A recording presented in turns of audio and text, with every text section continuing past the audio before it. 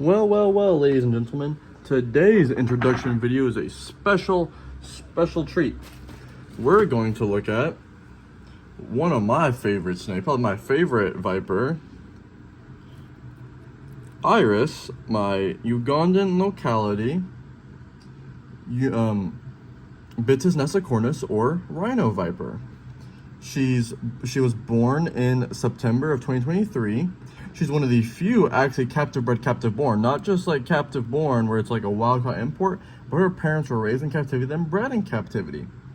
She's really young. She's still small, maybe 16 inches. Now I'll put that back down so as not to disturb her. But I guess I did disturb her. Well, we can just stare at her pretty little face.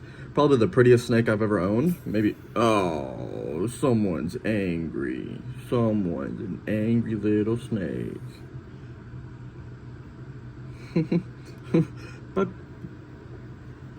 oh. We're just gonna stare at her now. But yeah, my most dangerous snake I've ever owned as well. Her venom is the most lethal, or probably the most lethal snake I've ever owned. She could actually kill me if she bit me, so I'd recommend not getting bit by her. These are very sensitive species. Her cage is a 24 by 18 by 18. It won't last her forever, but these guys are slow growers and they're very sedentary, so it'll last her a good while. I have a bunch of live plants in there so she can hide throughout them and cover, because these guys are a very sensitive, very reclusive species. They don't like to be messed with. They don't like to be touched and all that crap. Well, I mean, you shouldn't touch a venomous snake anyways, but anyways. They don't like to be messed with. They like to be left alone. And so right now, this is the most I'm willing to mess with her.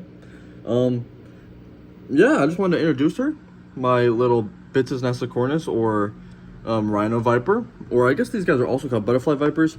She's from Uganda, but their species ranges from like West Africa through the Congo, through Uganda, all that stuff. So there's both like Central African and West African equivalents.